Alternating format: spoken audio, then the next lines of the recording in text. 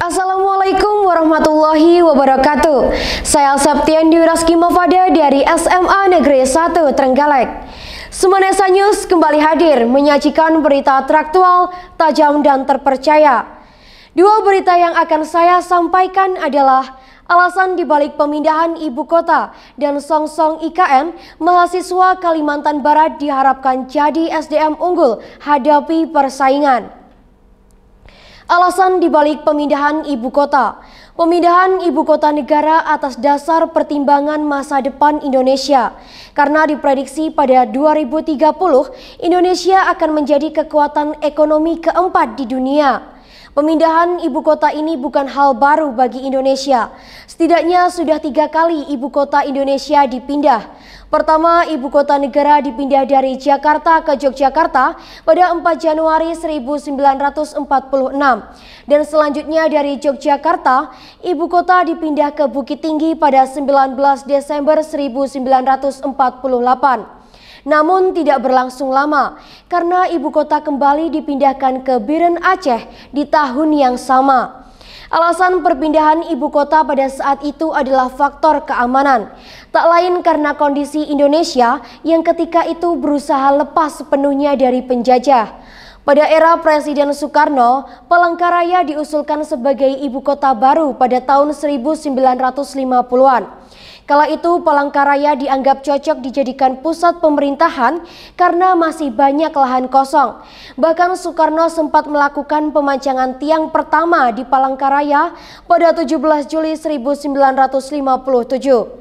Pada masa pemerintahan Presiden Soeharto, Jonggol di Bogor, Jawa Barat sempat diwacanakan menjadi ibu kota menggantikan Jakarta.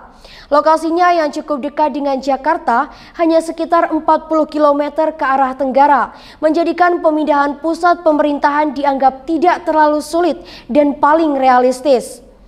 Salah satu alasan lain pemerintah memindahkan ibu kota adalah pemerataan pembangunan dan mencanangkan Indonesia sentris.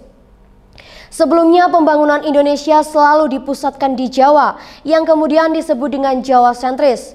Pemerintahan Nawacita Jokowi ingin mengubah paradigma itu dengan memeratakan pembangunan di wilayah Indonesia yang lain. Song-song IKN, mahasiswa Kalimantan Barat diharapkan jadi SDM unggul hadapi persaingan. Pembukaan Kongres ke-7 Forum Koordinasi Badan Eksekutif Mahasiswa se-Kalimantan Barat dan seminar daerah bertema peran strategis mahasiswa menyongsong pembangunan IKN dalam rangka mewujudkan pemerataan pembangunan di daerah Kalimantan Barat bertempat di Gedung Konferensi Titer 1 Universitas Tanjung Pura, Sabtu 10 September tahun 2022. Pada sambutannya sebelum membuka kegiatan tersebut, Rektor Universitas Tanjung Pura mengatakan seluruh stakeholder berkumpul bersama para mahasiswa sebagai cerminan masa depan Indonesia, di mana tantangan yang sesungguhnya telah hadir. Menurut Profesor Garuda Wiko, IKN Nusantara sudah legal dan disahkan dengan undang-undang tentang IKN, serta mengusung tema IKN akan menjadi Smart City. Selain itu, para individu juga harus mengubah semua cara kerja, baik yang manual maupun digital. Hal itu merupakan tantangan ke depan bagi mahasiswa dan semua pihak. Rektor Untan juga merasa senang dan memberikan apresiasi atas kehadiran para tamu undangan yang sudah datang memenuhi undangan dari mahasiswa. Dalam menjawab tantangan tersebut, pemerintah Provinsi Kalimantan Barat mendorong peningkatan infrastruktur dan kualitas SDM, seperti pelatihan dan produktivitas tenaga kerja, serta peningkatan mutu dari sekolah vokasi atau SMK, dan melibatkan perguruan tinggi dalam berkolaborasi mencapai target pembangunan di Kalimantan Barat. Demikian Semanesa News hari ini, saya Septian Diraski Mafada pamit undur diri. Wassalamualaikum warahmatullahi wabarakatuh.